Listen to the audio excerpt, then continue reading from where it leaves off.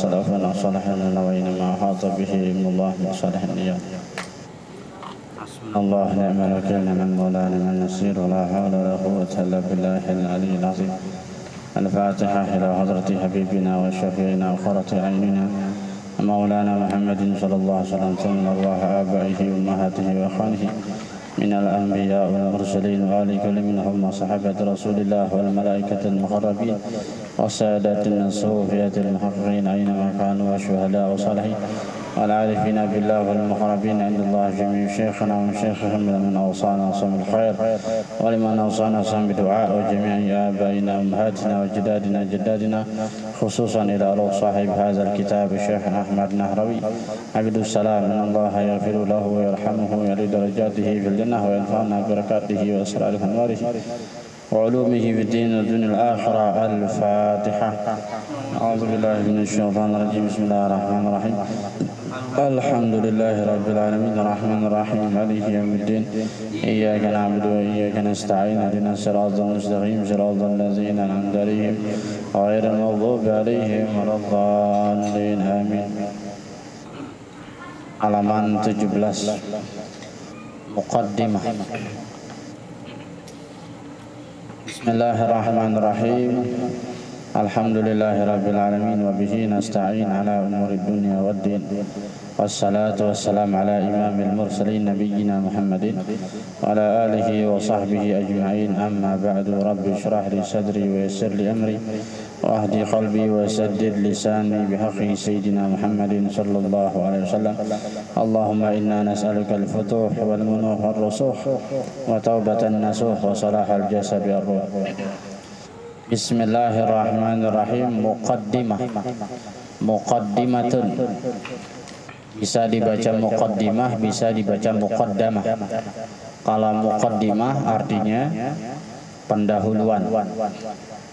Kalau muqaddamah itu yang ditaruh di depan, yang didahulukan. Muqaddimah artinya pendahuluan, kalau muqaddamah yang didahulukan. Ya, maknanya sama. Kalau muqaddimah isim fa'il. Muqaddimah, qaddama yuqaddimu taqdim, fahuwa muqaddimun. Kalau muqaddamun itu isim maf'ul.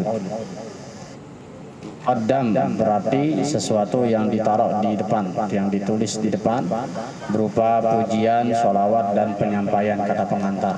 Muqaddamah. Itu ada dalam kitab Al-Muqaddimah Al-Jazariyah. Bisa dibaca muqaddimah, bisa dibaca muqaddamah. Wa ba'du inna hazihi muqaddamah fima ala qarihi ay ya'lamah. Itu ada dalam nazam Al-Muqaddamah Al-Jazariyah, yaitu sesuatu yang ditaruh di depan. Apa isinya? Alhamdulillahirabbil alamin. Biasanya khas kalau orang baca kitab itu selalu muji Allah kemudian salawat. Alhamdulillahirabbil alamin. Ini beliau nulisnya singkat, hanya satu baris, ya.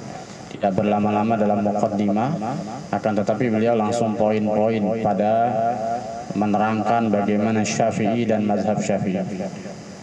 Sedikit ini. Alhamdulillahirabbil alamin wassalatu wassalamu ala sayyidina Muhammadin asyrafil anbiya'i wal mursalin wa ala alihi wa sahbihi ajma'ina wa man tabi'ahu bi ihsanin ila yaumiddin amma ba'd. Sudah segitu doang muqaddimahnya. Baris pertama muqaddimah hanya segitu, pujian dan sholawat. Alhamdulillahi, alhamdu segala puji, adapun segala puji. Lillahi itu milik Allah. Rabbil alamina, Tuhan semesta alam. Alhamdu. Alhamdu bimakna banyak, ya. Di dalam kitab-kitab yang lain, salah satunya kitab-kitab mantik, kitab-kitab balaghah, itu berbagai macam makna alhamdu. Ada lagi dalam kitab Safinah, dalam kitab fikih itu dikatakan alhamdu itu ada 4. Pujian itu ada 4. Ada yang kepada dari Allah kepada Allah, ada dari Allah ke makhluk, ada dari makhluk ke Allah, ada dari makhluk ke makhluk. Itu jatuhnya sama alhamdu. Hakikatnya semuanya itu pujian milik Allah. Kapan Allah memuji hamba? Bisa aja pada lafaz-lafaz kayak Allah memuji Nabi Muhammad, wa innaka la'ala khuluqin azim. Kapan hamba memuji Allah? Banyak banget. Salah satunya Al-Fatihah. Ar-Rahmanir Rahim, Maliki Yaumiddin, itu pujian semua. Kapan pujian makhluk kepada makhluk? Banyak juga, dan itu semuanya kembali kepada Allah. Makanya disunahkan kalau ada orang memuji kita, doanya apa? Datang pujian sama kita. Kita dibilang rajin atau dibilang bagus, dibilang ganteng atau dibilang kaya atau apa aja yang sifatnya nyenengin hati kita. Atau lebih bagus lagi kita dibilang soleh sama orang. Oh, soleh, bagus, rajin. Apa doanya? Allahumma la tu'akhizni bima yaqulun waj'alni mimman yazunnun. Allahumma la tu'akhizni bima yaqulun. Ya Allah, janganlah engkau siksa aku, janganlah engkau menganggap dosa ya kepadaku, bima yaqulun, dengan sebab apa yang dia ucapkan. Kenapa? Karena orang memuji bisa aja itu karena husnuzon. Kemudian tiba-tiba apa yang orang sangkakan kepada kita itu enggak ada. Orang bilang kita soleh ternyata enggak. Itu kan bisa aja menyinggung Allah kan. Makanya bahasanya la tu'akhidni bima yaqulun, atau dalam makna pujian itu hanya milik Allah. Nah, terus tiba-tiba kenapa orang muji kita? Pujian itu hanya milik Allah. Terus orang kenapa muji kita?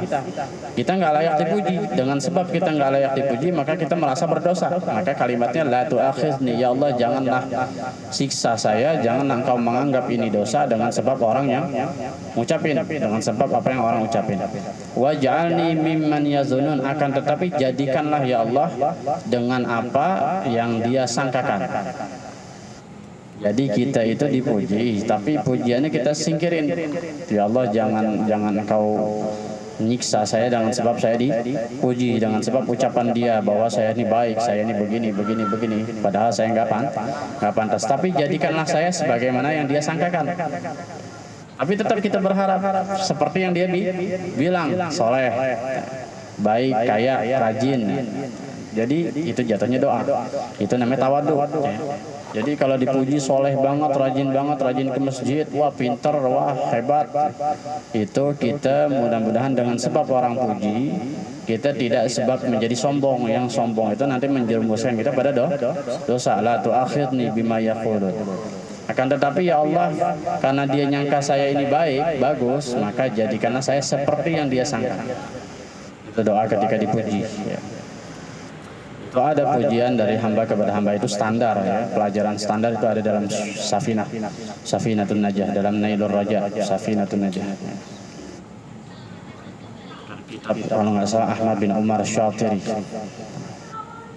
Ada lagi pujian dalam ilmu mantik ya, alhamdulillah bermakna apa? Banyak, dalam makna balaghah banyak lagi.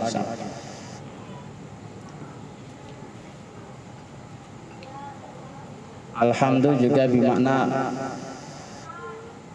al-mahmud ya. Yang terpuji bisa aja ya. Yang terpuji adalah Allah ya. Dan lain sebagainya. Rabbil alamin, Rabb itu kemarin apa? Yang merawat ya. Kalau orang tua itu melahirkan kemudian membesarkan. Kalau Allah menciptakan kemudian membesarkan. Jadi hakikatnya yang ngasih makan, yang membesarkan adalah Allah, walaupun melalui orang tua. Rabbil alamin, dan semua alam, bukan cuma kita yang diurusin, tapi semua alam. Ada di dalam tafsir Di dalam tafsir salah satu kitab yang diajarin Habib Salim Jindan, namanya tafsir tentang perintah dan larangan, Al-Futuhat Rabbaniyah. Dalam kitab tafsir Al-Futuhat Rabbaniyah ada kalimat ketika ngucapin alhamdulillah, dia tafsirin panjang tuh. Ada tafsir panjang. Kitabnya kitab Al-Futuhat Rabbaniyah karya Bika Abdul Aziz. Lupa saya namanya tuh. Bika Abdul Aziz kalau nggak salah nama pengarangnya itu. Dikatakan begini, Allah itu mengurus kamu, memberi kamu rizki, pokoknya ngurusin. Allah itu ngurusin kamu seakan-akan nggak ada makhluk lain selain kamu. Tapi kamu itu ngebalikin kepada Allah, nyembah Allah, bersyukur kepada Allah, seakan-akan banyak Tuhan. Bisa dipahami kan? Allah itu ngurusin kamu kayak nggak ada makhluk lain. Kamu doang yang diurusin. Saking apa? Saking detailnya. Detail Allah ngurusin kita kan dari tidur, bangun tidur, napas, terus rezeki yang nggak disangka-sangka, kerjaan, ya kan? Banyak kan? Betapa banyak orang kerjaan ngelamar ke sana ke sini nggak dapat. Betapa banyak orang nggak pakai ngelamar kerja tiba-tiba ada lowongan. Kayak Abi itu kan enak, ya kan? Banyak orang keliling kemana-mana ya. Ada orang sini orang Minang loh, kontrak di situ di Boyus itu, wah tiap hari dia nggak pakai ongkos, itu numpang dari ojek ke ojek, numpang bang berapa meter abang ke depan, saya numpang bang sampai sana sampai kayak gitu dia cerita. Namanya Andrian cerita. Nah suka kesini kalau sholat orangnya pendek deh. Dia cerita sampai kayak gitu waktu nggak punya uang sama sekali. Kadang-kadang dia malu minta sama bininya malah nggak kerja kan. Bininya yang bayar kontrakan setiap hari terus HP juga punya istrinya. Dia bilang tuh saya mau nyari kerja itu ngelamar kerja itu numpang-numpang sama ojek yang kosong. Abang mau sampai mana bang? Sampai Mampang. Udah sampai situ ntar dia nyambung lagi siapa aja yang mau nganterin dia. Sampai kayak gitu. Sampai sekarang belum dapat kerja. Terakhir dengar kabar dia kerja di nasi padang di Bintaro sama temannya. Betapa banyak orang itu nyari kerja nggak dapat. Betapa banyak orang nggak nyari kerja malah ditawarin mulu kerjaan. Ya. Dan banyak hal lah, bukan cuma itu, banyak hal. Sekarang kita menyangka kerja itu kehebatan kita, ya, punya duit kehebatan kita. Itu kata kita, kalau Allah nggak izinin gimana ceritanya? Banyak orang yang kerja tiba-tiba di PHK, banyak. Walaupun kemampuan kita di satu sisi ada kudroh iradah, ya, ada iradah, ada kudroh yang sifatnya punya makhluk yang dititipkan oleh Allah kepada kita, tapi itu tidak akan menandingi kudroh dan iradah Allah. Kita punya kudrat, punya kuasa tetap di bawah kuasanya Allah. Kita punya kuasa sendiri nih, kuasa akal, punya kemampuan sendiri, punya berpikir sendiri, punya pilihan. Tapi tetap pada hakikatnya apa yang kita pilih nggak lepas dari, nggak bisa mengungguli apa yang Allah takdirin. Kita hanya berkelip di dunia kita doang, ya, sekedar kemampuan kita. Wassalatu wassalam, wassalatu wassalam. Wassalatu itu masdar ya. Salat wassalam itu masdar dari mana? Shalla yusalli tasliyan, ya kan? Tasliyatan, silatan, salatan. Ada berapa tuh masdar? Ada 7. Shalla yusalli, farraha yufarihu juga. Salam itu sallama yusallimu tasliman. Sallu alaihi wasallimu tasliman. Tasliman, taslimatan, tislaman, silaman, salaman. Masdar yang ke-6. Jadi salat salam itu masdar dari farraha yufarihu. Wazannya ikutannya. Wazannya fa'ala yufa'ilu. Shalla sallam. Itu maknanya kalau wazan fa'ala yufa'ilu maknanya istimrar. Tidak berhenti. Jadi salawat dan salam itu senantiasa. Maknanya begitu. Makanya orang selalu ngatain dan salawat dan salam senantiasa tercurah kepada Nabi. Bukan pada satu kali dua kali, atau pada saat kita ngucapin doang, enggak. Senantiasa. Nah, bedanya apa sih sama Allahumma sholli wa sallim? Nah, bedanya Allahumma sholli wa sallim. Kalau Allahumma sholli wa sallim sigotnya kan fi'il amr, sifatnya perintah, maknanya doa. Kita minta kepada Allah maknanya doa, bukan merintah tuh, tapi maknanya doa. Itu adalah kita melaksanakan perintah Allah, shollu alaihi wa sallimu taslima. Nah, kalau wassalatu wassalamu itu sifatnya kan masdar, bukan fi'il, bukan fi'il amr, ya. Atau wasallallahu ala sayyidina Muhammadin wa ala alihi wasallam itu sama tuh. Itu bukan fi'il amr, bukan permintaan, tapi fi'il madi. Wasallallahu wasallama. Nah, masdar sama fi'il madi dua-duanya itu sifatnya syahadah, penyaksian. Bukan perintah.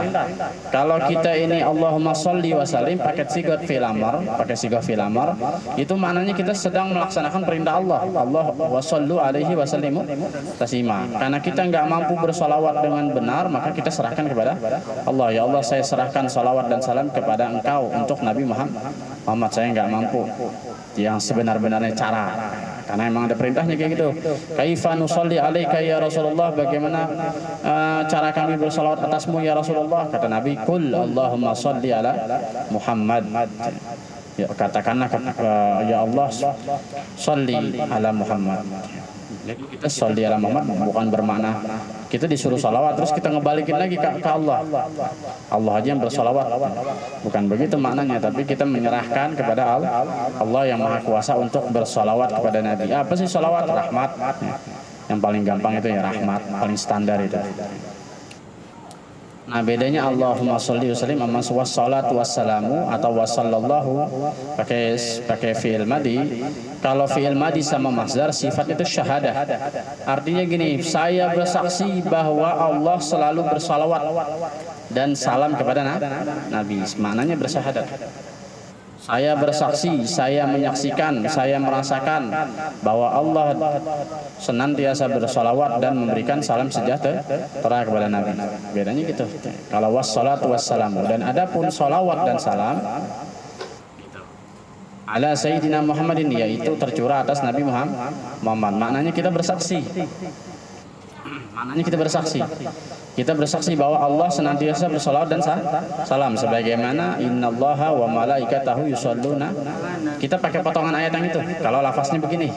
Tapi kalau lafaznya Allahumma sholli wa sallim, itu kita pakai ayat yang shollu alaihi wa sallimu. Paham tuh? Paham enggak, Mas? Bedanya apa sih? Sama maknanya, cuman yang satu fi'il amar perintah, maknanya doa. Artinya kita sedang melaksanakan perintah Allah. Kalau pakai sigotnya masdar atau fi'il madhi, maknanya kita sedang syahadah, sedang bersaksi bahwa Allah senantiasa bersalawat kepada Nabi, begitu. Karena ketidakmampuan kita dengan cara yang benar, yang bagus, bagaimana? Jadi kalau dalam kitab Adiyaul Lami itu, di kitab Umar bin Hafiz, itu fama yusawwil qawlu minna aw yakunu sanana. Fama yusawwil qawlu minna aw yakunu sanana. Itu dalam doa atau doa Adiyaul Lami. Walaqad asyartu li na'ti man awsafuhu tuhil qulub fahiyul asjana. Wallahu qad asna alaihi fama yusawwil qawlu minna aw yakunu sanana. Jadi Allah sudah memuji Nabi Muhammad, sedangkan Allah adalah zat yang maha tinggi. Maka pujian apapun kepada Nabi Muhammad dari kita tidak akan menandingi pujian Allah. Jadi mustahil kalau ada orang dikatakan nyembah Nabi, nggak ada. Hati-hati bersalawat kepada Nabi Muhammad, jangan sampai kultus, nanti nyembah Nabi musyrik. Nggak ada cerita kayak gitu. Kenapa? Karena fama yusawwil qawlu minna aw yakunu sanana, nggak akan bisa serupa, apalagi lebih tinggi dari Allah. Nggak mungkin, ya Allah udah maha tinggi. Kalau Allah yang maha tinggi udah muji Nabi, pujian kita artinya apa? Ngerti nggak nih? Jadi bagaimanapun kita muji Nabi, nggak akan sampai level musyrik, mustahil. Karena udah ditutup sama Allah. Ya kan? Tadi itu alhamdulillah, maknanya ke situ.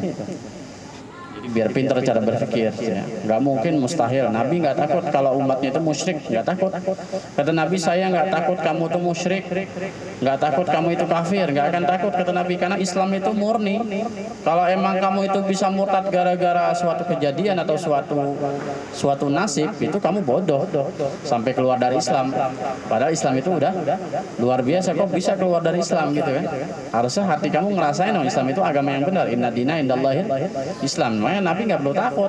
Yang Nabi takut kamu berbunuh-bunuhan gara-gara harta, tahta, dan wanita, gara-gara urusan dunia. Yang Nabi takut kamu itu bunuh-bunuhan gara-gara kurang makan, gara-gara takut mati. Itu yang Nabi takut. Sekarang orang semuanya bukan soal masalah itu yang jadi fatal, ya. Tapi masalah perut, masalah makan, masalah kedudukan, itu yang ditakutin. Dengan sebab itu aja seorang dai dengan dai yang satu bisa saling tendang-menendang, kan gitu. Seorang pemimpin satu dengan yang lain bisa saling caci maki. Itu gara-gara urusan kayak gitu. Kalau musyrik Nabi nggak takut. Karena umat Islam tuh pintar. Akan-akan sudah dijamin orang yang sudah Islam harusnya nggak musyrik harusnya, ya. Karena udah pintar. Yang perlu dimusyrikin juga. Ala sayyidina, atas junjungan kami. Sayyid, perlu diketahui sayyid itu yaknya rubahan dari wawu, asalnya sawid, ya. Karena itu asalnya sada yasudu. Sada yasudu itu sawada yaswudu, qala yaqulu. Nah, kenapa sayyid? Karena nggak mungkin orang Arab ngomong sawid. Ya. Itu kan dia fahuwa sawidun asalnya. Fahuwa sawidun. Nah, sa-nya itu dipendekin jadi sawidun. Sawidun itu nggak cocok dipakai waw, cocoknya pakai ya, sayyid. Makanya ada cerita katanya orang Wahabi itu ngarang hadis. Kata orang Wahabi, la tusayyiduni fi sholat. Janganlah kalian mensayyidkan saya di dalam sholat. Maksudnya Allahumma sholli ala sayyidina, jangan pakai sayyidina. Padahal bukan begitu, harusnya wala tusawwiduni, pakai waw harusnya. Karena asalnya waw, sawwada yusawwidu harusnya. Karena asalnya sada yasudu. Ya. Makanya masdarnya sauda, sawad, sada yasudu sawad, saudun, kelompok. Ya, jadi kalau sayyid artinya orang yang mengungguli kelompoknya, orang yang jadi petinggi kelompok.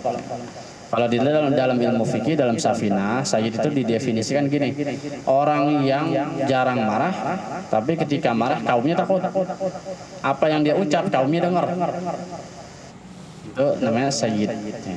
Apa yang dia ucap kaumnya dengar. Orang yang memimpin kaum, jarang marah, tapi ketika dia marah kaumnya takut. Itu dalam kitab Safinatun Najah, Nailur Raja. Yang paling gampang man sada qaumahu, yaitu orang yang memimpin kaum. Ya. Jadi ala sayyidina, atas pemimpin kami, junjungan kami. Dan itu udah biasa dipanggil kata sayyid, itu artinya bapak, tuan. Ya. Kalau ada pelayan-pelayan hotel ngomongnya sayyidi, ya sayyidi, wahai tuan, wahai tuan. Jadi sayyid itu nggak istimewa, biasa aja. Yang bikin itu istimewa karena nempel pada Nabi Muhammad. Jadi nggak usah takut musyrik gara-gara ngucapin Allahumma sholli ala sayyidina. Nggak usah takut musyrik dikatakan sayyid itu sifat Allah, bukan. Sayyid itu bukan sifat Allah. Ya, bukan sifat Allah saja maksudnya, bukan nama Allah saja.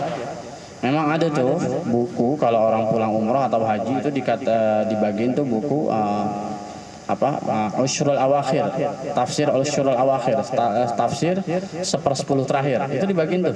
Tafsir itu sama buku makalah kecil tentang Maulid Nabi bahwa itu bid'ah haram, itu dibagiin tuh. Kalau nggak salah warnanya putih merah. Itu sering dibagiin. Dulu zaman di pesantren itu sampai dianterin sama orang petugas haji, dianterin. Begitu dibaca mazhabnya beda. Salah satu yang bikin kelihatan ketahuan mazhab beda itu dalam hal membatalkan wudhu. Dia ada 5, kalau kita kan ada 4. Ya. Membatalkan wudhu ada 4 kan kita kan? Tahu nih, apaan aja. Nih kalau kita nih dengerin, kalau kita membatalkan wudhu, yang pertama keluar sesuatu dari 2 lubang, depan dan belakang. Illal mani, kecuali mani. Kalau mani bukan batal wudhu, tapi wajib mandi. Paham nih? Ya. Kapan itu? Kita nih tidur. Duduk tidurnya. Kalau tidur itu kan nggak batal wudhu. Nempel nih 2 tulang pantat nih. Ya. Terus lagi duduk, ya mungkin jarang langka, nggak ada cerita kayak gini ya. Terus lagi duduk tidur, mimpi keluar mani. Ketika keluar mani, dia wajib mandi, tapi wudhunya nggak batal. Paham? Beda lagi ceritanya kalau tidurnya di kasur ya.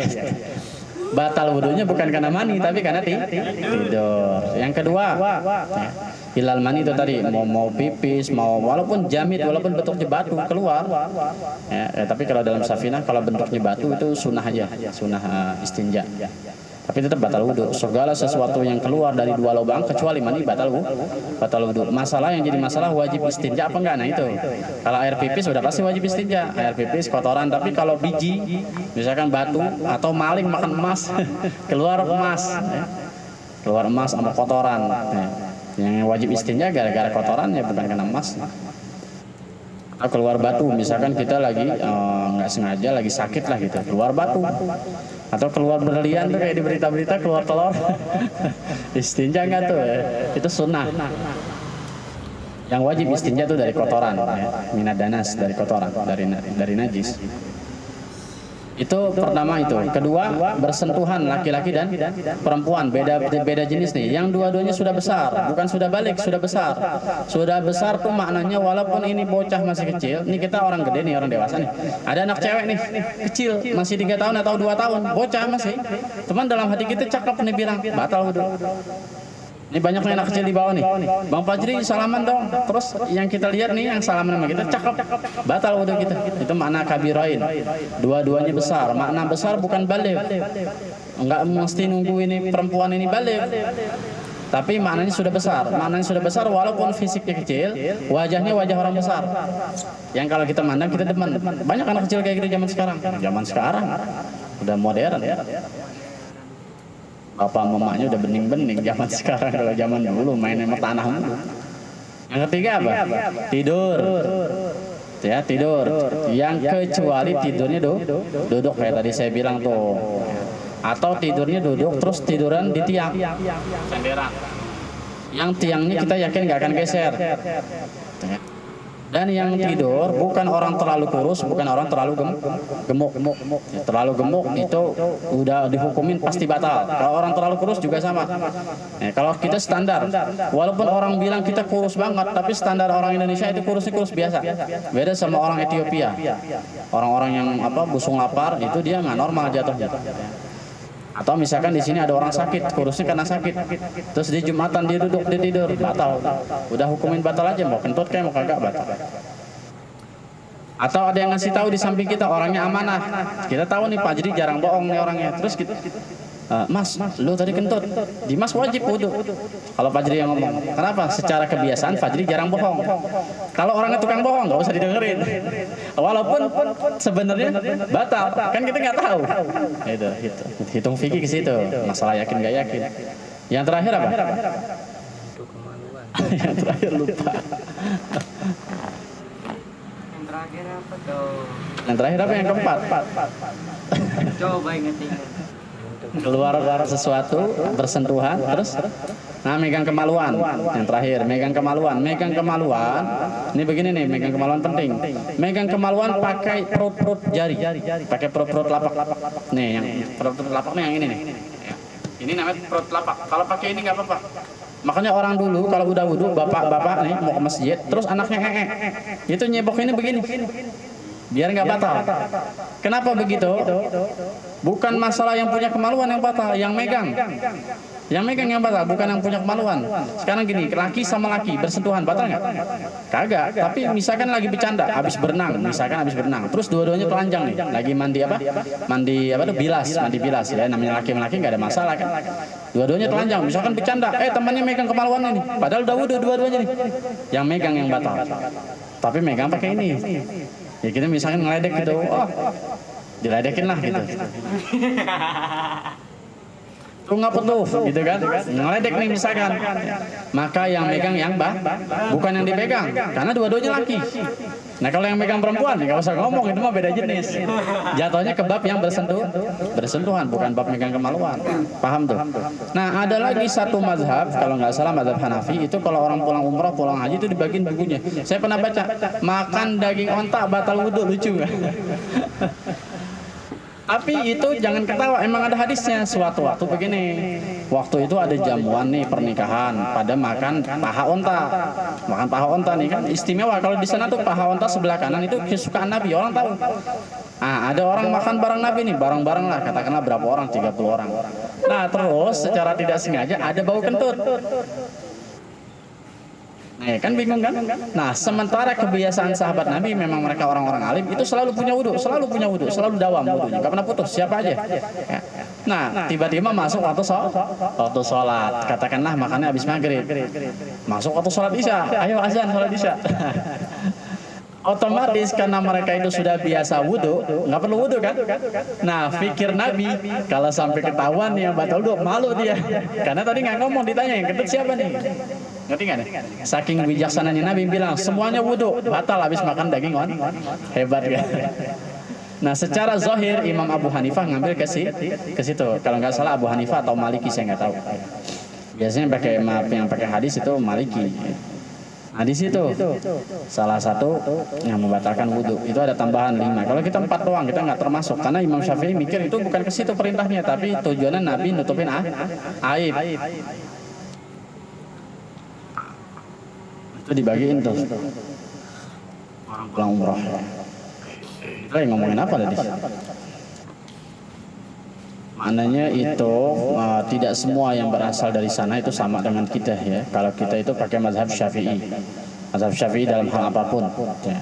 Dalam hal apapun kita pakai mazhab Syafi'i. Kecuali hal-hal tertentu kita pindah mazhab bisa. Ya.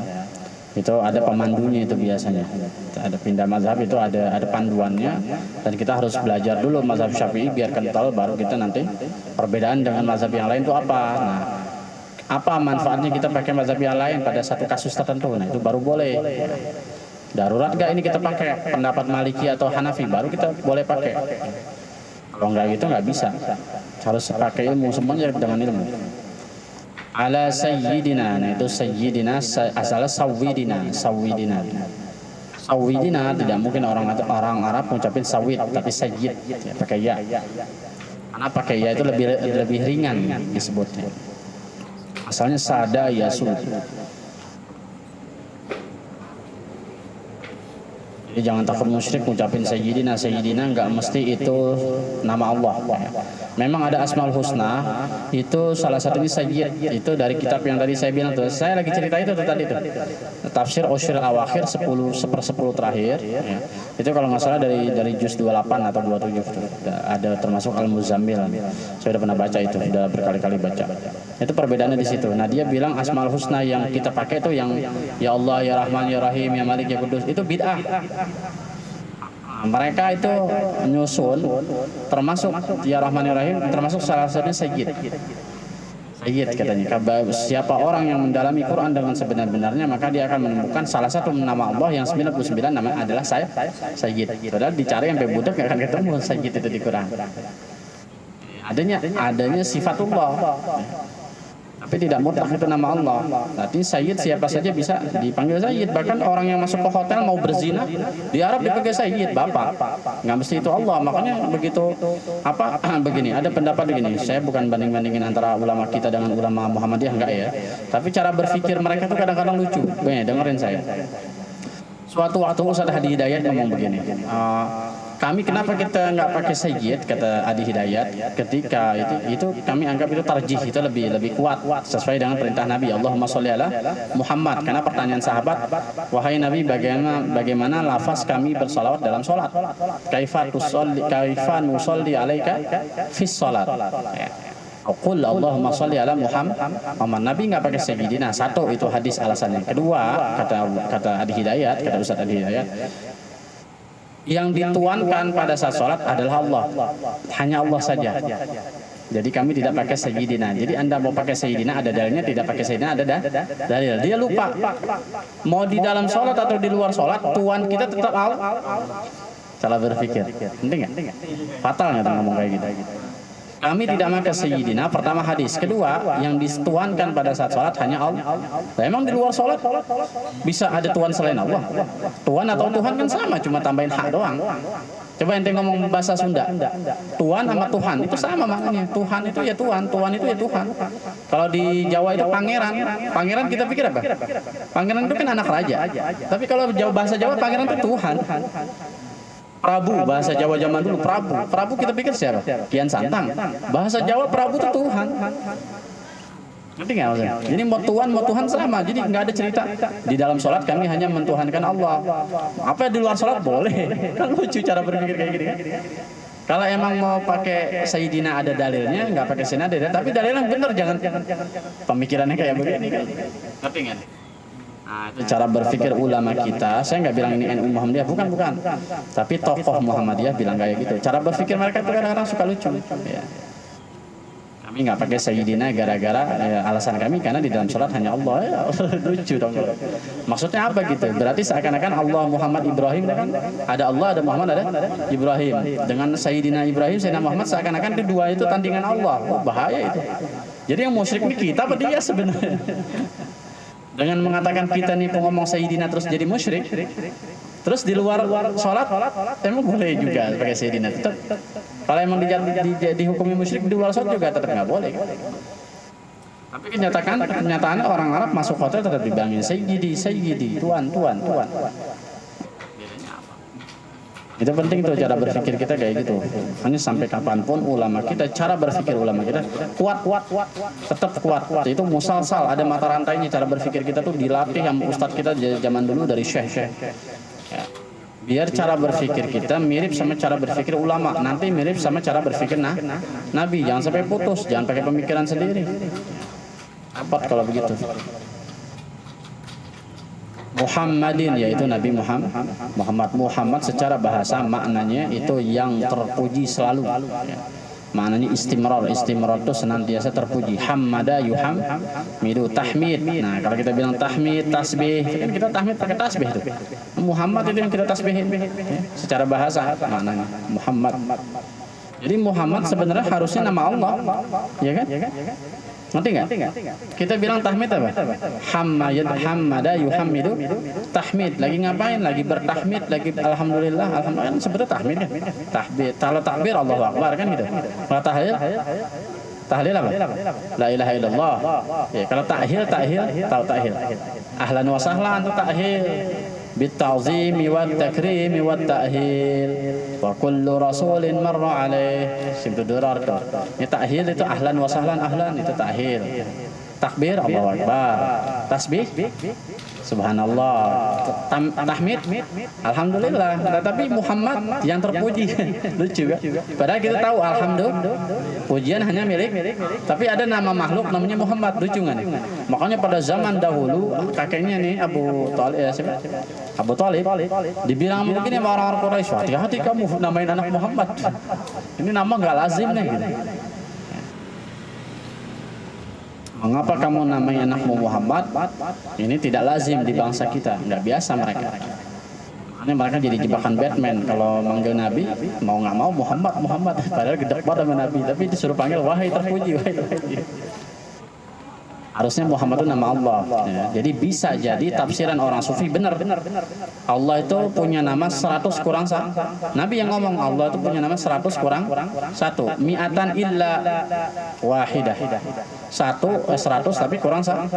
Kenapa mesti dibilang 100 kurang 1? Harusnya ngomongnya 99. Allah punya nama 90. Tapi Nabi bilang 100 kurang 1. Seakan-akan ada yang satu yang disimpan. Nah, orang-orang sufi bisa mengartikan ini Muhammad. Nama Allah yang Asmaul Husna yang tidak dizahirkan adalah Muhammad. Karena artinya sang terpuji. Itu punya Allah. Tapi Nabi diizinin pakai nama Allah, nggak disambar petir. Kalau di Jawa anak bocah dinamain Allah langsung bersambar petir. Ada kan beritanya? Saking polosnya tuh orang tua namain anak Allah. Anaknya dinamain Allah. Mati disambar petir. Mana dengar nggak ada cerita itu? Saya lagi nyantret. Orang Indramayu kalau nggak salah, namain anaknya Allah. Mungkin maksudnya Abdullah. Karena orang hutan, orang awam, namain anaknya Allah. Tapi benar juga sebenarnya gini, kita ngomong Abdurrahman, yang kita panggil siapa? Namain anak Abdurrahman, yang dipanggil siapa? Rahman, padahal nama Allah. Ya kan? Abdurrahim, yang kita panggil siapa? Rahim, padahal nama Allah. Tapi nggak disambar petir ya. Lucu ya. Giliran namain Allah sabar petir langsung. Abdurrahim yang dipanggil Rahim, Abdullah yang dipanggil lucu kan ya. Sakral emang nama Allah tuh beda ya. Kalau sifat-sifatnya masih bisa ngeles sama makhluk ya. Makanya ada Nabi Muhammad tuh Muhammadinir Raufur Rahim. Rauf sifat Allah, Rahim sifat Allah. Artinya ada sifat-sifat Allah yang bisa disenderin ke makhluk, bisa aja. Tapi kalau Allah mutlak itu milik Allah satu ya. Jangan disenderin ke orang lain. Muhammadin Ashrafi ya. Ashrafi itu isim tafdil namanya. Isim tafdil itu yang paling. Tafdil itu paling. Afdalu yang paling afdal. Akbaru yang paling besar. Ashrafu yang paling mulia. Ashrafu karena ada ala di depan jadi Ashrafi. Yang paling mulia. asalnya syarif. Ashraf, kalau ashraf itu wazannya mirip fi'il mudhari. Itu ashraf bukan berarti fi'il mudhari, tapi isim tafdil. Ya. Wazannya ngikutin fi'il mudhari. Ahmadu, hamida, yahmadu, fataha, yaftahu, aftahu. Ashraf, isim tafdil, isim paling. Nama benda, nama untuk sesuatu yang paling besar, paling kecil. Ashrafi al-anbiya'i, ashrafil anbiya'i, semulia-mulianya para nabi. Al-anbiya. Ada al-anbiya, ada nabiyyin. Dua-duanya jamak. Kalau al-anbiya itu jamak tapi tidak menyeluruh. Bisa bermakna al-anbiya yang paling mulianya para nabi di antara 25 nabi. Kalau nabiyyin semua nabi, karena ada surat anbiya, surat al-anbiya, surat para nabi, tapi tidak semua nabi diceritain di al-anbiya itu. Tapi kalau nabiyyin pakai sigot muzakkar salim baru itu semua nabi yang 240.000. Nabi ada berapa? 240.000. Yang terdapat di kitab-kitab semuanya ada 313 nabi. 25 nabi dan rasul ada di Al-Quran. Jadi ada nabi yang tidak ada Al-Quran. Salah satunya 313 nabi. Nabi Samuel, Nabi Daniel, Nabi siapa lagi? Nabi Syith, Nabi siapa lagi? Uzair, Nabi Uzair ada di Al-Quran sebenarnya. Kalau dalam akidah kita tuh ilmu fikih ada Uzair, ada Zulkifli nih. Kalau kita dari kecil kan ngafalin ada Zulkifli, tapi Uzair nggak ada. Kalau di Safinah Uzair ada, tapi Zulkiflinya nggak ada. Karena Zulkifli itu ada yang bilang Ilyas, ada yang bilang Ilyasa. Bahkan ada lagi yang nafsirin Zulkifli, orang sekarang nafsirin katanya itu Siddhartha Gautama, Zulkifli. Zulkifli apa sih? Zul itu yang memiliki, Kifli itu belenggu. Jadi nabinya itu pernah diikat. Ada yang bilang itu Nabi Ilyas atau Nabi Ilyasa. Zulkifli itu julukan, bukan nama katanya. Itu dalam kitab Safinah Nailur Raja. Makanya orang yang tidak memasukkan Zulkifli, yang menganggap Zulkifli adalah Ilyas atau Ilyasa, itu ditambahin Uzair. Uzair itu nabinya orang Yahudi, tapi dianggap anak Allah. Kalau Isa, nabinya orang Nasrani, dianggap anak Allah. Uzair adalah Yahudi, Isa adalah Nasrani, umatnya. Wal mursalina, dan para rasul. Mursal, arsala yursilu, fahuwa mursal, wazaka mursal. Wa ala alihi, dan atas alihi keluarganya, wa sahbihi, dan sahabatnya, ajma'in semuanya. Ajma'in itu taukid semuanya. Wala alihi alun, itu ada dua pendapat. Alun ada yang bilang asalnya ahlun pakai h gede, kemudian ditakhfif jadi alun. Ada yang bilang asalnya itu waw, awalun. Ya. Awalun. Kalau kita tasrif pakai sigot sulasi mujarrad itu ala ya'ulu awalan fahuwa alun. Nah ini masuk ke sini isim fa'il. Awala ala ya'ulu awalan fahuwa alun. Jadi awal alun asalnya awalun. Artinya keluarga itu adalah orang yang paling pertama nolongin. Ngerti nggak logikanya? Kalau kita sakit, sekarat, kebakaran, yang paling pertama khawatir siapa? Keluarga. Itu logikanya di situ. Jadi alun asal akarnya katanya awalun, awal, orang yang pertama, orang yang awal-awal. Kenapa? Karena yang paling peduli sama kita adalah keluarga. Yang paling awal peduli pasti keluarga. Mak, bapak, adik, kakak. Itu logikanya katanya. Kalau yang menganggap itu alun asalnya awalun. Kalau yang menganggap itu alun asalnya ahlun, ditakhfif jadi hamzah jadi alun. Jadi alun dibadal, itu ahlun artinya keluarga, ahl. Ya ahla baitin nabi. Kalau ditakhfif bacanya gimana? Ya ahla baitin nabi. Makanya ada dua di situ. Ya ada ya ahla baitin nabi yang pakai hadroh, ada yang pakai madah. Ya ahla baitin nabi pakainya ya ahla, bukan ya ahla. Ya kan? Hak dua. Penting tuh bahasa-bahasa kayak itu jadi paham. Jadi asalnya alun itu ada dua pendapat, ada yang bilang ahlun, ada yang bilang awalun. Penting tuh. Wa sahbihi ajma'in wa man tabi'ahu, dan yang mengikuti beliau Siapa yang mengikuti beliau tabi'in bi ihsanin dengan cara yang sebaik-baiknya. Ihsan, ahsana sinu memperbaiki dengan cara yang paling baik, bi ihsan. Jadi orang yang dapat sholawat, ya, dengerin nih, orang yang dapat sholawat dan salam dari semua orang, dari semua sambutan yang ada di kitab-kitab semua wali, semua pengarang kitab, hanya orang-orang yang ngikutin Nabi dengan ihsan, dengan cara yang benar. Kalau caranya ugal-ugalan, belum nggak termasuk di sini. Wa man tabi'ahu bi ihsanin, termasuk orang khutbah Jumat, ya kan? Yang khutbah kedua tuh, wa alaina ma'hum fihi bi rahmatika ya arhamar. Kan awalnya kan wa man tabi'ahum bi ihsanin ila yaumiddin, kan orang yang mengikuti mereka dengan ihsan, dengan sebaik-baik. Cuma apal, cuma sholawatan, maulidan, tapi nggak mau belajar, nggak mau memperbaiki diri, nggak mau memperbaiki ilmu, bukan ihsan namanya, belum termasuk, nggak dapat sholawat ke situ. Ya. Dapat berkah dari Allah, mustahil Allah sia-siain amal. Ya kan? Selama orang masih berbuat baik, walaupun itu bercanda, tetap dapat pahala, tetap di mata Allah dan nilainya. Tapi orang yang dapat sholawat dan salam dari para wali-wali yang ada di tulis-tulisan kitab, itu hanya orang-orang yang ihsan, ikutin Nabi pakai cara yang terbaik. Kalau yang belum tahu dipelajarin, yang udah tahu diamalin, itu maksudnya. Ya. Ila yaumiddin. Kapan itu salawat dan salam? Sampai hari kiamat, nggak pernah putus. Makanya maknanya istimrar, terus menerus. Ila yaumiddin.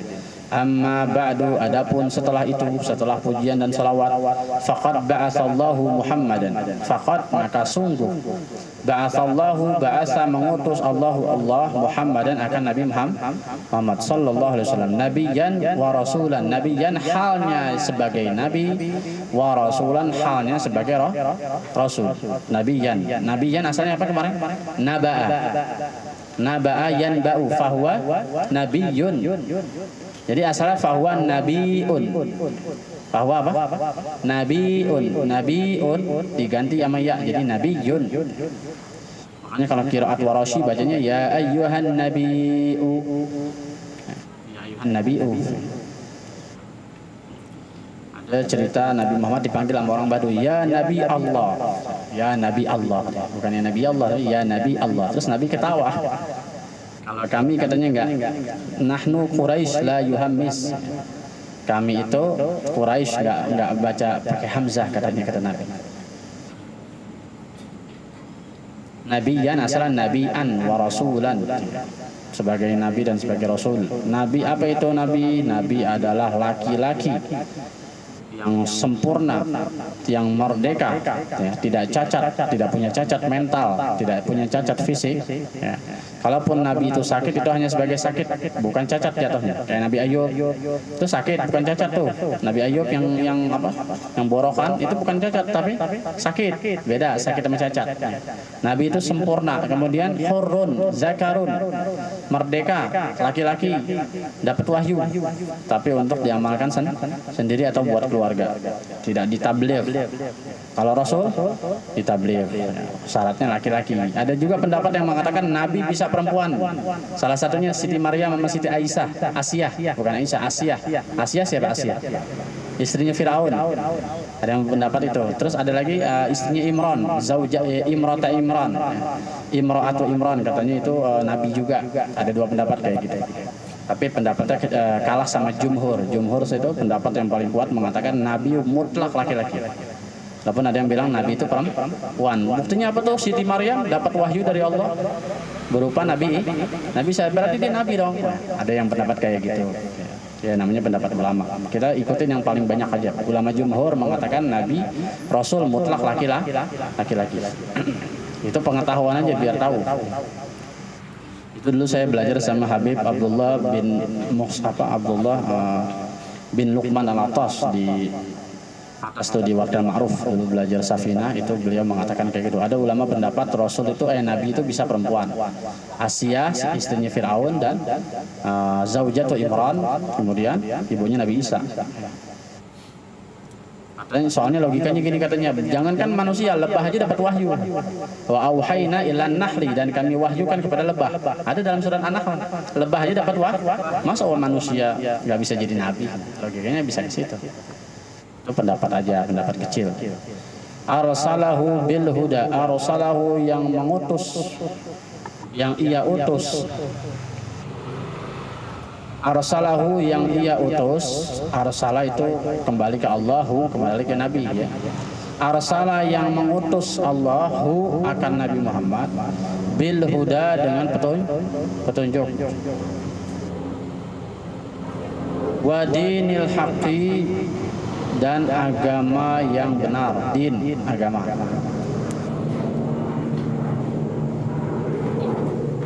Kebetulan nggak ada arti selain agama kalau kita ya. Agama itu sebenarnya bahasa Sanskerta, agama. Din itu bahasa Arab, din. Wa dinil haqqi dan agama yang benar, syahidan halnya sebagai saksi, wa mubasyiran dan halnya sebagai pemberi kabar gembira, wa naziran dan pemberi peringatan.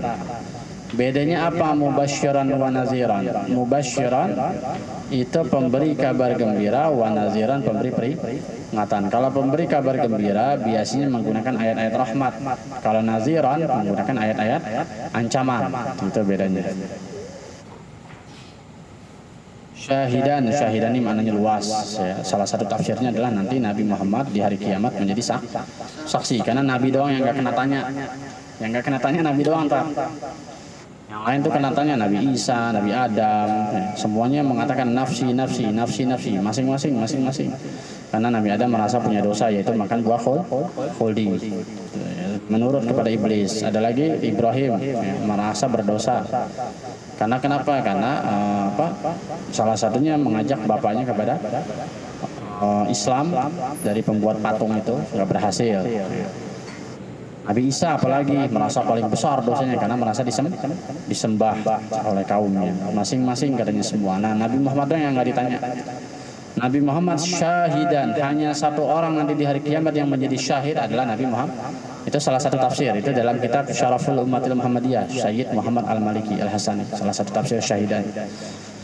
Kalau syahidan di dunia ya Nabi sebagai saksi.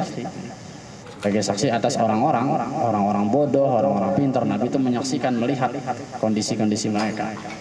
Bisa mengambil ibrah, mengambil pelajaran, kemudian jadi hukum. Syahid. Kalau syahid, nih perhatiin nih. Kalau syahid itu yang menyaksikan. Kalau syahid, sinnya pendek, hanya panjang. Syahid. Perhatiin nih tulisannya. Ada syahid, saksi. Kalau syahid, orang yang mati syahid.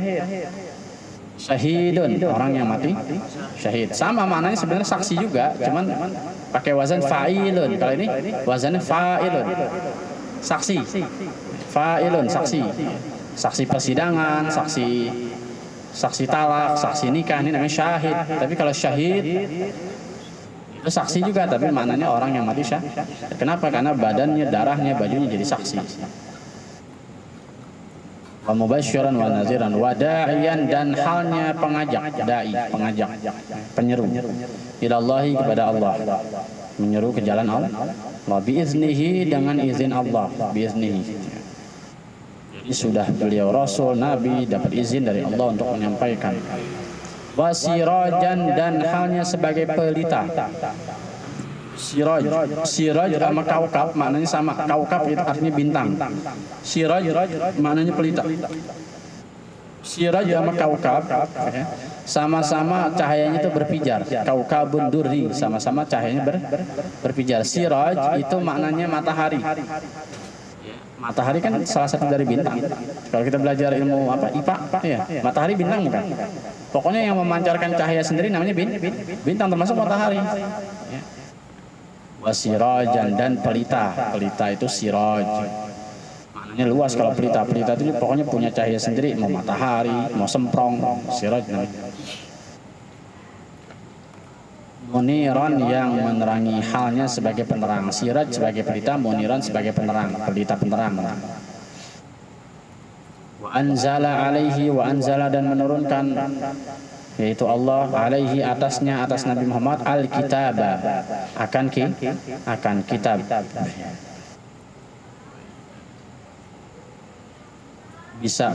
bisa pakai lafaz wa anzalahul kitaba, bisa juga begitu.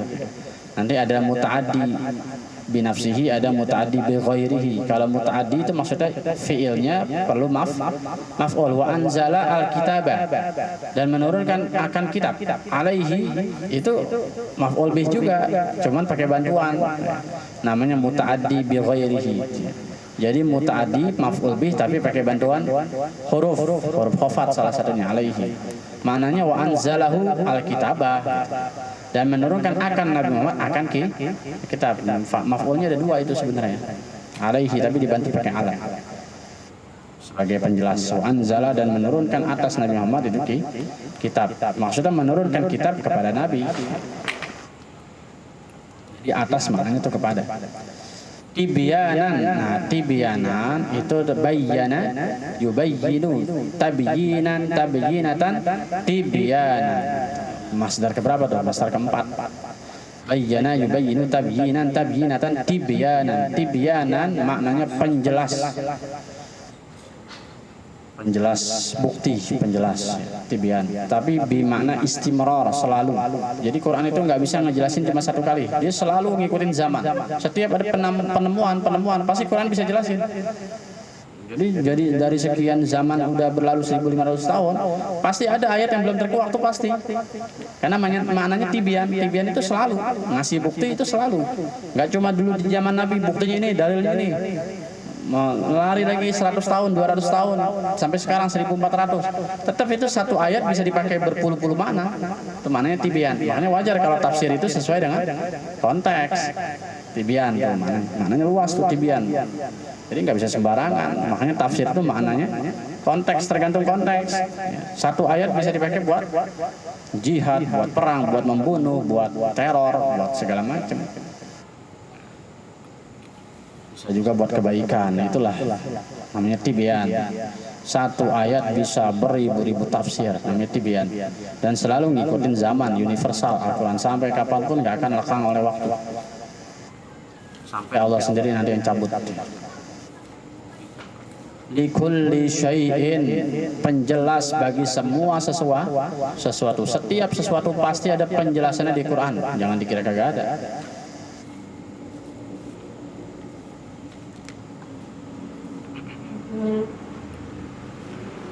Salah satu bukti bahwa Quran itu adalah luar biasa, ada surat Al-Hadid, artinya besi.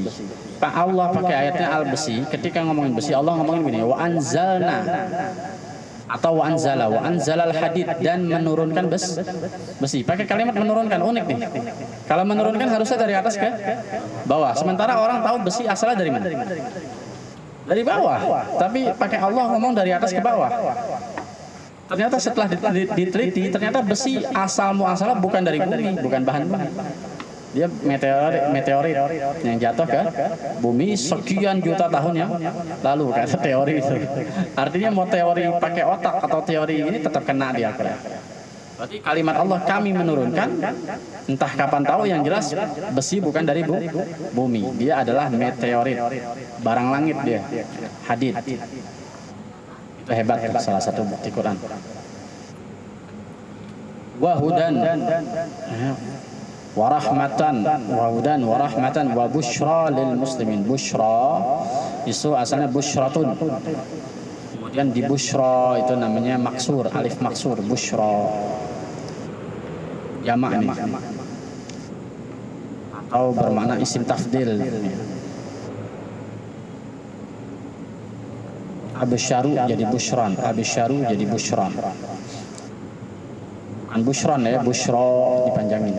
Wahudan, kalau hudan itu pakai tanwin, hudan, bukan wahuda tapi wahudan. Wahudan, warahmatan, wabushra, jangan dikasih tanwin, wabushra. Itu dia alif maksur namanya, alif bengkok, nggak boleh dikasih tanwin, wabushra. Kalau hudan itu ya-nya bukan ya alif maksur, tapi memang dia pengganti fathah. Emang dia pengganti alif, wahudan. Memang asal hadayah di hadiyan, hadayah di hidayatan. Pakai ya, memang asalnya hadayah. Itu ya-nya ya asli kalau yang huda. Tapi kalau bushra, ya-nya bukan ya asli. Itu namanya alif maksur, alif bengkok. Asalnya absyaru, jadi bushra. Itu Itu adanya ilmu nahwu. Wa busyra. Artinya yang paling memberi kabar gembira, busyra. Paling memberi kabar gembira. Dari sekian pemberi kabar gembira, yang paling bagus adalah Quran.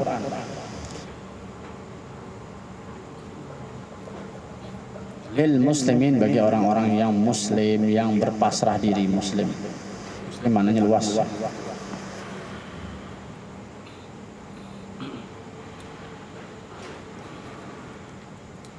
Wa amaran nasa, wa amara, dan memerintahkan ia, yaitu Allah, an-nasa, akan manusia, bitafaqquhi, untuk bertafakuh, untuk belajar. Tafakuh paling gampang maknanya belajar, memahami. Tafakuh itu maknanya memahami. Wa ta'allum, dan belajar. Dua-duanya sama sih, satu makna. Bitafaqquhi, untuk memahami, wa ta'allumi, dan belajar. Kenapa yang disebutin tafaquh dulu baru ta'allum? Harusnya kan ta'allum wa tafaqquh, harusnya kan? Harusnya untuk belajar dan memahami. Tapi di sini kalimatnya untuk memahami dan belajar. Kenapa? Kebanyakan orang tuh pengen paham tapi nggak mau belajar. Paham nggak? Jadi pahamnya dulu yang dipancing. Dan Allah memerintahkan manusia supaya paham dan supaya belajar. Gimana cara paham? Ya belajar. Kalau nggak belajar mana paham? Cara berpikirnya. Pintar nih Syekh Nawawi besar. Amaran nasa bitafaqquhi, dan memerintahkan manusia bitafaqquhi, supaya memahami. Tafaqquh yang paling gampang memahami. Tafaqquh itu maknanya luas ya, bisa bermakna belajar fikih, ya. Bisa bermakna belajar fikih. Fikih kan artinya pemahaman, fikih, pemahaman. Ada ayatul la yafqahuna biha, lahum qulubun la yafqahuna biha. Mereka punya hati tapi tidak bisa memahami. Jadi memahami ternyata bukan pakai otak, pakai hati. Penting tuh. Lahum qulubun la yafqahuna biha. Mereka punya hati tapi nggak paham. Berarti paham tuh bukan pakai otak, pakai hati. Karena kalau paham pakai otak itu bisa akal-akalan. Tapi kalau pakai hati, kalau sampai nggak paham berarti buta. Buta yang hakikat tuh pakai hati. Kalau otak, betapa banyak orang pintar kalau main otak. Tapi betapa banyak orang tertutup masalah agama atau ketuhanan kalau pakai hati. Nah, sampai. Orang pintar bisa jadi filosofis, tapi belum tentu sampai ke Allah. Tapi orang bodoh bisa nyembah Allah yang nggak kelihatan. Jadi pintar nggak dia? Hatinya pintar, tafakuh. Hatinya sampai ke Allah. Kayak orang Badui ditanya begini sama Abu Hasan Al-Asy'ari. Kamu percaya Allah itu ada? Ya. Kamu percaya Allah itu ada? Kata Syekh Abu Hasan Al-Asy'ari. Salah satu kisah. Atau Syekh Abu Hasan Al-Asy'ari ini menceritakan kisah lagi. Ada seseorang bertanya kepada Badui, wahai Badui, kamu percaya adanya Allah? Percaya? Dari mana buktinya? Orang Badui nggak jawab ribet-ribet nih, nggak kayak kita berdalil. Kata orang Badui ngomong begini, adanya tai kebo itu karena ada kebo. Cuma gitu doang aja, akhirnya yang jawab diem. Adanya tai kebo itu karena ada kebo, selesai di situ. Yang ditanya orang bodoh, tapi jawabannya nampol. Kalau kata orang sekarang apa? Kena mental. Padahal orang bodoh, orang Baduy, orang gunung, tapi jawabnya langsung ceter. Ya kan? Adanya tai kebo karena ada kebo. Orang bodoh bukan itu. Bodoh, tapi maknanya bisa paham. Berarti paham bukan pakai otak, pakai hati. Bener kan Quran ngomong? Betapa banyak orang otak kepintar nggak paham-paham. Namanya dibilang maghdub dan dolin. Maghdub itu pinter doang tapi keblinger. Maghdub itu sifat Yahudi, pinter doang. Tapi masalah Allah buta dia. Tafaqquh, ta'allum. Tafaqquh itu katakanlah belajar pakai hati. Kalau ta'allum belajar pakai otak. Dua-duanya dipakai tuh, hati dan otak. Pokoknya multi tafsir ya. Bahasa Arab tuh multi tafsir. Waman arada lahu khairan, waman, dan siapa yang arada Allah menginginkan lahu bagi dia, bagi man itu khairan, kebaikan, yufaqqihhu. Yufaqqih, hak yang pertama itu sukun. Yufaqqih. Hak yang pertama sukun, yufaqqih. Yang kedua domirnya baru hu, yufaqqihhu. Enggak boleh tulisannya disatuin. Kalau disatuin nanti orang nyangkanya yufaqqihhu. Yufaqqihhu. Yufaqqih itu fi'il mudhari yang wazan yufarrihu tapi kena amil Jazm mana? Itu man depan waman. Man itu kan syarat. Siapa orang yang tuh. Siapa orang yang yufaqihu maka yufaqihu. Siapa orang yang Allah inginkan kebaikan yufaqihu maka Allah akan bikin dia faqih. Allah bikin dia paham. Yufaqihu. Yufaqih itu jazm. Yufaqih pakai sukun jazm. Hu-nya itu dhamir. Kenapa jazm? Karena ada man di depan. Waman. Man arada, barang siapa yang maka, namanya huruf syarat. Huruf syarat perlu jawab syarat. Waman itu huruf syarat, arada lahu khairan itu syaratnya. Yufaqihu maka itu jawabnya. Jazm itu. Siapa yang Allah inginkan kebaikan padanya yufaqihu maka Allah akan bikin dia paham. Faqih di dalam agamanya. Faham itu bukan cuma paham, faqih. Faqih itu menguasai dalam hal agama. Fiddin di dalam urusan agama. Multi tafsir banyak yang menafsirkan. Wa rafa'a min sya'nil ilmi wal ulama'i. Wa rafa'a dan Allah mengangkat min sya'ni daripada sya'nil ilmi, daripada derajat ilmu. Sya'ni itu maknanya keadaan, tapi maknanya derajat. Dan Allah mengangkat daripada derajat ilmu wal ulama'i dan ulama, yaitu orang yang alim.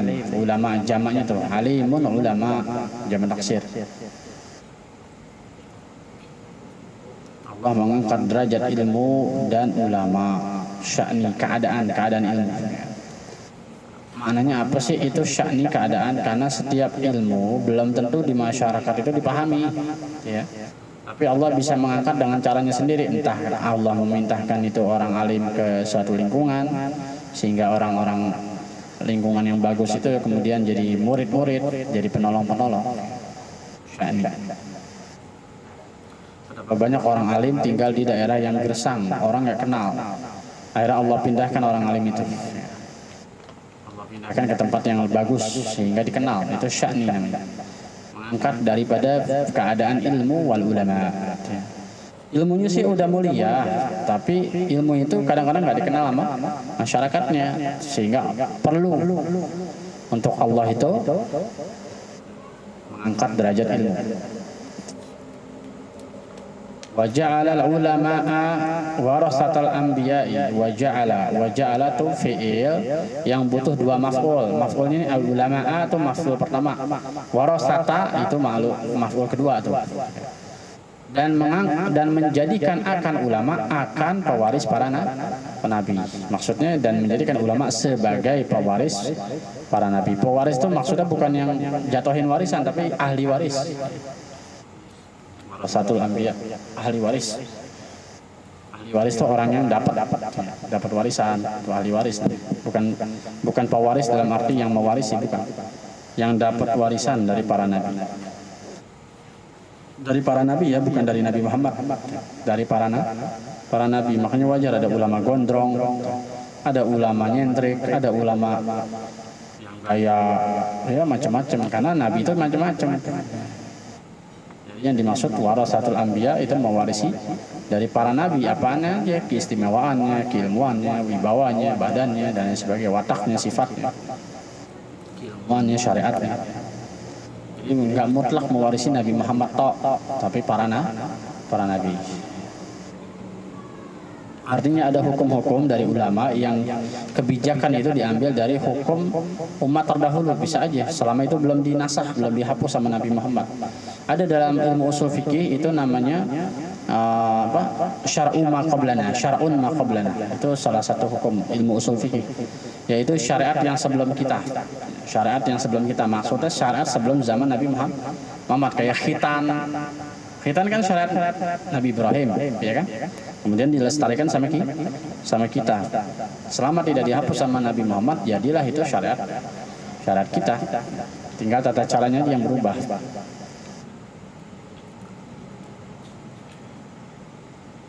Wa iza kana la rutbata wa iza kana, dan ketika iza itu kan apabila, tapi maknanya ketika atau apabila ya samalah, apabila lebih tepat. Wa iza dan apabila kana Ada. La rutbata, tidak ada kedudukan. La rutbata, tidak ada kedudukan. Karena itu bisa bermakna terbukti ya. Dan apabila terbukti,